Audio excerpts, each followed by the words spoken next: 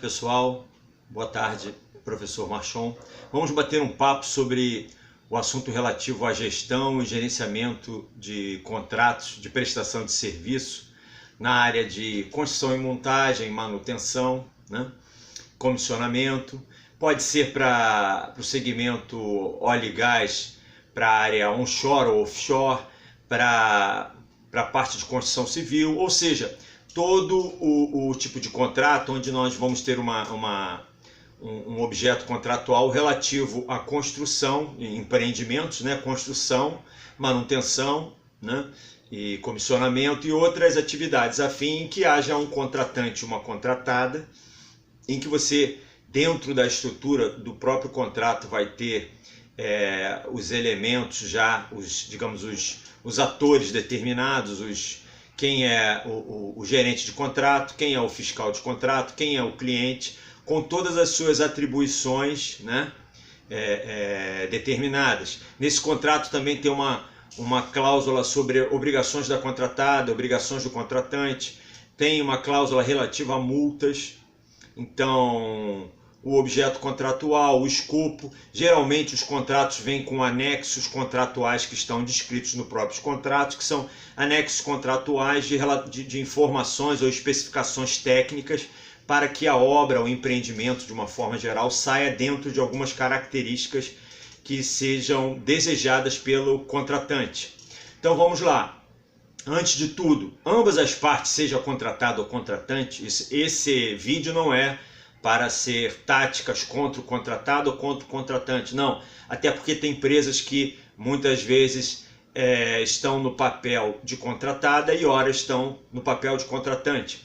Mas vamos ver, se você tem esse contrato com regras bem claras, porque você está com um empreendimento que vai de certa monta, de certo investimento que vai demorar algum tempo para ficar pronto, seja uma plataforma, seja um revamp numa refinaria, seja um edifício, seja uma ponte, o que for, qualquer tipo de empreendimento.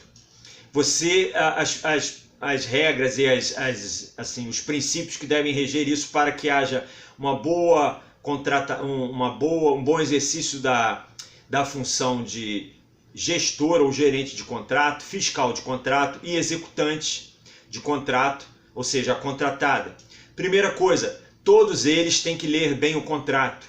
Veja bem, em cada lado, não se iluda, existe um advogado, um especialista da área do direito do contrato, que ele conhece todas as cláusulas e as obrigações e para poder defender a sua empresa, no caso contratante, né, que está sendo lesada, ou a contratada que possa também estar sendo lesada por situações de obrigações leoninas que não estão sendo no contrato, de situações fora de escopo de contrato.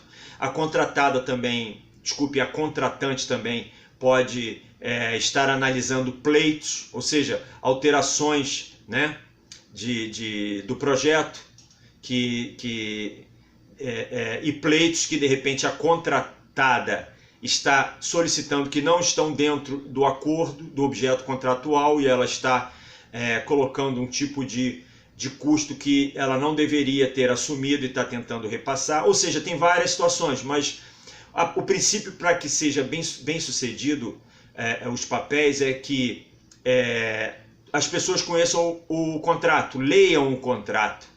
Tanto o gerente como o fiscal leiam o contrato, tanto como a pessoa que está sendo a contratada, que vai executar o objeto contratual. Leia para que você conheça quais são as suas obrigações, quais são, digamos, a obrigação da parte alheia.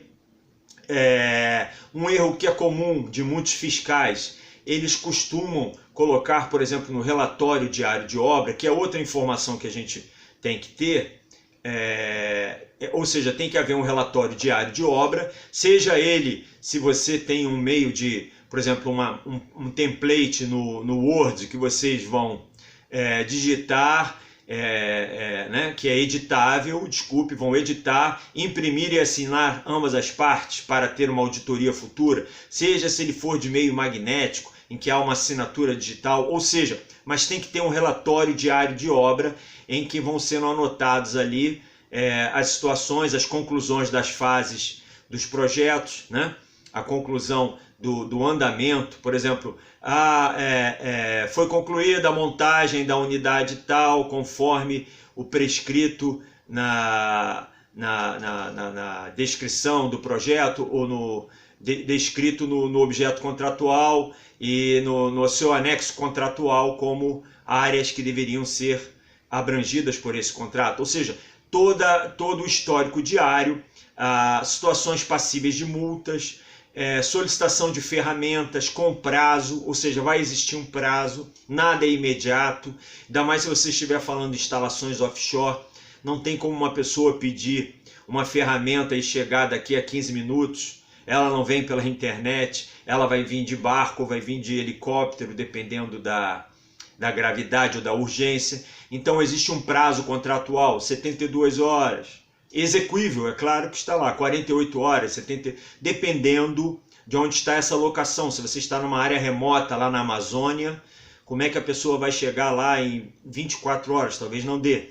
Então, ou que seja, existe esse relatório diário de obras. Um dos erros que eu estava falando que o fiscal costuma cometer é ter uma situação que é passível de cobrança de multa, só que a atribuição do fiscal não é multar. Quem pode aplicar a multa, se você olhar lá no contrato, que ele vem descrevendo quais são as atribuições de cada ator, né? Cada participante desse contrato, ele está dizendo lá que o gerente pode multar ou pode, digamos, dar uma anistia da multa, de acordo com a negociação e de acordo, digamos assim, com que venha a ser a defesa da contratada. Às vezes realmente a multa não é cabível, mas o fiscal nunca pode multar que a contratada deixou de cumprir isso ou fez aquilo e está passível de multa. Ele não sabe ler o contrato e está errado. Se ele colocar isso no RDO, o advogado da contratada facilmente vai derrubar essa multa, porque quem multa e quem decide se vai multar ou não é o gerente. Então, como é que o fiscal tem que fazer? Há uma situação permissiva de multa. O que ele vai colocar? A fiscalização informa que no dia tal, na fase da execução do contrato da unidade tal, né, uma coisa fictícia, a contratada não cumpriu o que estava determinado na cláusula tal das obrigações da contratada, ou não apresentou o ferramental, ou não apresentou o profissional especializado ou com certificação, estando passivo, estando sujeita ao que está exposto no parágrafo tal, item tal. Ou seja, ele falou que a situação que ela cometeu deixou-a numa condição que ela está exposta no que está lá no artigo da multa. Ele não falou a multa, nem falou que ela deve ser multada. Ele só falou que a atitude da contratada fez com que ela ficasse vulnerável ao que está escrito. Ele conhece o contrato e tem uma cópia. A cláusula tal, o artigo tal. E se o cara for olhar o que é o artigo tal, cláusula tal, parágrafo tal, multa. Não apresentação de profissional qualificado por parte da contratada. A contratada estará sujeita a pagar multa de, por exemplo, 5% por dia do valor global do contrato. Quer dizer, tem uma cláusula de multa, só que o fiscal não pode falar que tem que multar ou é multa. Ele tem que informar que a contratada está passível de está incorrendo contra o que está escrito no item tal. Está passível do que está determinado no item tal. Ou seja, ele não falou que tem que multar e nem falou na palavra multa. Ele falou só que ela não cumpriu a obrigação que ela deveria cumprir, e lá no parágrafo de multa está lá, por exemplo, multa de 2% do valor global, em virtude de apresentar a ferramenta danificada. Então o cara só vai dizer o que aconteceu e ela está sujeita àquilo que está tudo, e ele vai descrevendo tudo. Artigo tal, parágrafo tal, linha tal, né? Ou seja, se o cara seguir aquele caminho, é multa. E aí o gerente vai analisar essa situação, a contratada vai vir com a defesa dela, né? as reivindicações, e aí lá na frente o gerente vai decidir, que é uma coisa também que é um... Então, e essa situação, desculpe, vai ficar resolvida. Outro ponto que a gente tem que abordar é a conduta ética do gerente. O gerente de contrato, obviamente que não é sempre, mas ele pode estar sujeito a situações que ferem a ética. Ele pode ser uma pessoa extremamente honesta, mas ele está lidando com pessoas do outro lado, lá da contratada ou da contratante, seja um dos dois, que ela vai querer ter algum benefício, né, em virtude da função dela, né? É um tráfico de influência, assim, há uma situação antiética que ele vai querer propor uma propina, propor algum tipo de coisa ilícita, um favorecimento. Isso não é só a contratante, não. Contratada e contratante, são os dois. E aí, por exemplo, uma pessoa representante da contratada que teve muitas situações passíveis de multa, que não tem defesa, ela pode tentar, na reunião com o gerente, suborná-lo para que ele alivie as multas, e ela vai dar algum tipo de gratificação, algum tipo de retribuição financeira ou o que seja. Da mesma forma, um gerente de contrato já é o contrário, ele convoca o representante, até jurídico, da contratada, apresenta todos esses pleitos ou situações de multas e ele pode falar, olha só, eu vou multar, não tem jeito, é um valor expressivo, você pode me apresentar uma outra alternativa, ou seja, quem está pedindo? Sugestionando que a contratada apresente uma situação que possa ter uma corrupção e ele vai abonar aquelas multas, porque ele vai dar uma justificativa ali dentro da atribuição dele, que ele tem essa atribuição, ele vai acabar liberando a contratada daquelas multas, mas é claro que lá na frente, numa auditoria assertiva, vai ser pego que teve um favorecimento ilícito, uma atuação de pagamento a maior ou menor, uma situação do gerente ter relevado uma multa, uma situação que era passiva contratada, ou seja, existem todas essas situações, tanto do fiscal, do gerente, né? As pessoas, como eu falei, tem que ter o relatório diário, tem que ter uma interlocução, por exemplo, o fiscal, ele não conversa com o executante da obra. Se ele está numa obra grande, não conversa que eu falo, ele não demanda serviço direto do executante. Ele tem que falar com o encarregado, com o preposto que a contratada colocou, que é o interlocutor que vai tirar, por exemplo, a permissão de trabalho, para ver se os andaimes, está tudo certo para começar a obra. Tem que ser uma pessoa que coordene isso. E as atribuições, olha, agora a gente vai começar uma nova frente ali na unidade tal, ou no prédio tal, vamos começar a construir a cisterna. Ou seja, ele não vai falar com um executante da empresa, ele tem que falar com um encarregado, porque aí esse encarregado vai ver dentro da equipe que ele tem disponível e dentro do cronograma, se ele vai precisar de mais funcionários, e ele vai solicitar a sua empresa que mande mais funcionários, para ele tocar aquilo ali, ou seja, para ele ter uma organização. Então tem essa dinâmica. O fiscal fala com o encarregado, o gerente se comunica sempre com o fiscal e o fiscal com o gerente, e da mesma forma, se você é o encarregado de uma firma contratada, você tem que se reportar à sua gerência ou à sua chefia, mesmo que você esteja de uma forma remota, numa plataforma, numa instalação, digamos, na Amazônia, no local, você vai ter que mandar por e-mail, de alguma forma, mandar de uma forma digital, para que o seu gerente tome conhecimento de uma situação de emergência, uma situação passível de multa, um downtime, quer dizer, parou a obra, parou alguma coisa por uma situação e está sendo contado um dia diário, uma multa diária absurda que vai acabar se demorar muito tempo. Então tem que ter essa boa interlocução, né? Tem que ter uma organização de ambas as partes. Então, mais uma vez, o gerente de contrato que é competente, ele conhece o seu contrato na íntegra. O fiscal de contrato competente conhece o contrato na íntegra, sabe todas as atribuições e responsabilidades. O bom executante também, o executante do contrato, conhece todas as o contrato na íntegra, todas as suas atividades, ou seja, tem que se ler o contrato, não adianta achar que eu tenho muita experiência e é assim que toca. Não, tem algumas atividades que são comuns em todos os contratos, mas tem cláusulas diferentes, obrigações diferentes, tem anexos contratuais diferentes.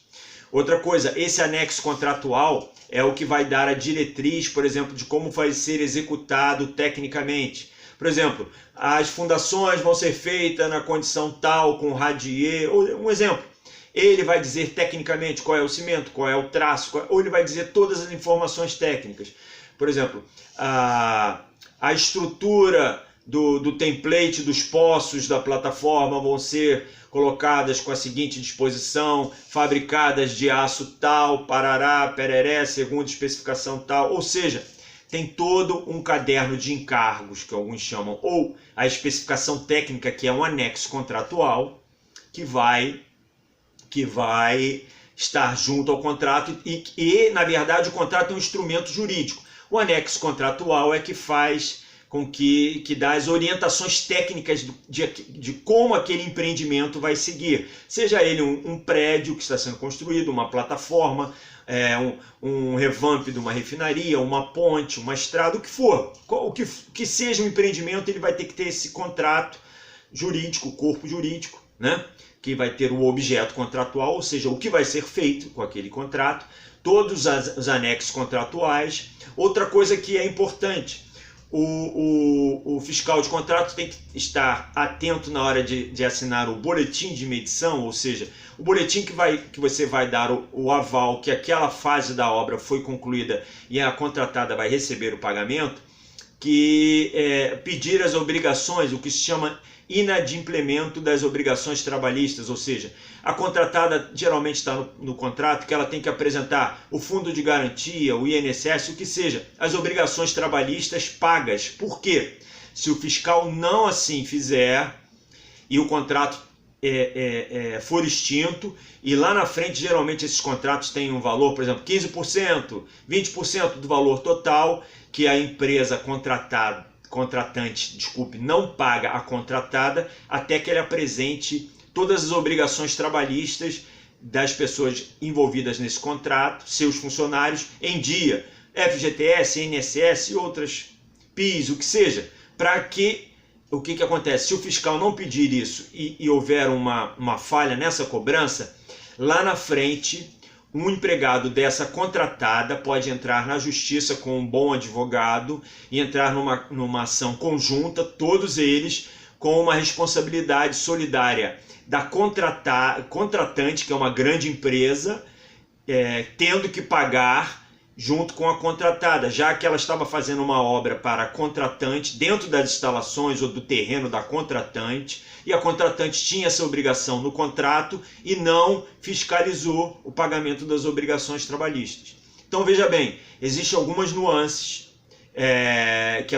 que todos esses atores envolvidos, seja o gerente de contrato, o fiscal, o encarregado da contratada, tem que estar ciente de atividades, de atitudes, né, do seu comportamento, de obrigações e ler, a princípio, ter um conhecimento muito bom do contrato, porque sem isso fica impossível de se exercer bem a sua profissão.